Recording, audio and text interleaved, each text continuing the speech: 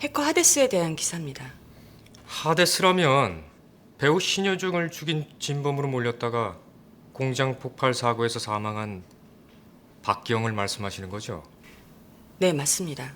이번 대규모 해킹 사건 때에도 하데스의 공격툴이 사용됐었어요.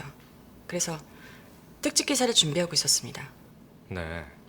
그런데 기사를 준비하던 중에 이상한 점을 발견하셨다고요? 네, 그 점에 대해 이 법정에서 증언해 주실 수 있을까요?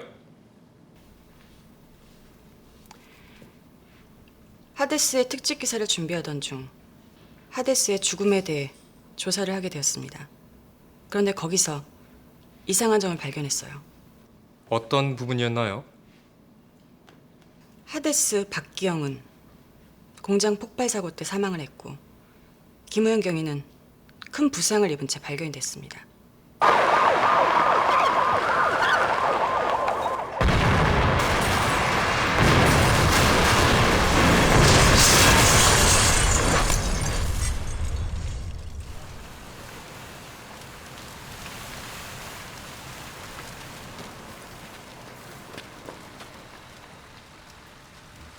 처음 발견했을 때 부상이 워낙 심해서 겉으로 보기에는 김우영 경인지 아닌지 판단하기가 힘들었다고 했습니다. 여기 생존자가 있습니다. 구급대원 불러주십시오.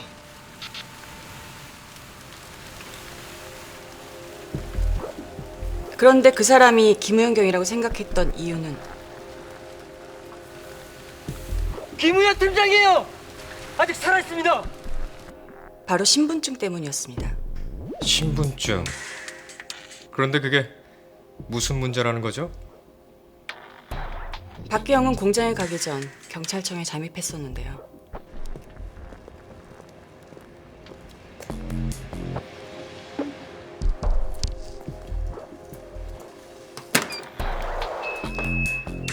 그런데 바로 그때 김우영 경의 신분증을 가지고 있었습니다.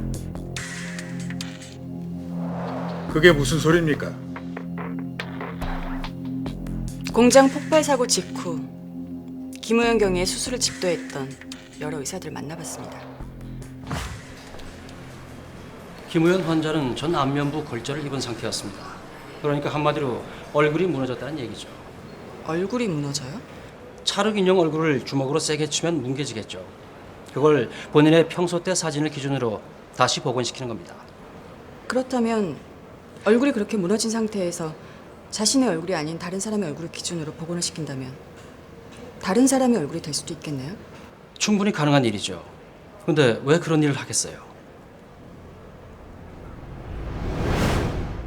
그러니까 증인은 공장 폭발 사고 때 김우현 경위와 박기영이란 해커가 바뀌었다고 주장을 하는 겁니까? 네. 이해했습니다. 이 주장은 이번 사건과 관련이 없습니다. 아니요. 이번 공판에서 가장 중요한 증언입니다.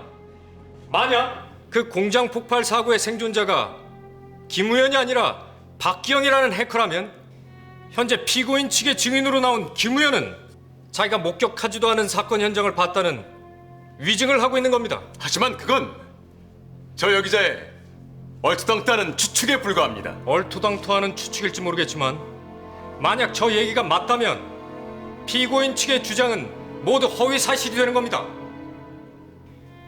재판장님, 이 주장이 사실인지 아닌지에 따라 무고한 피해자가 나올 수도 있습니다. 증인의 주장을 확인해 봐야 합니다. 피고인 측 김우현 증인의 유전자 검사를 신청합니다.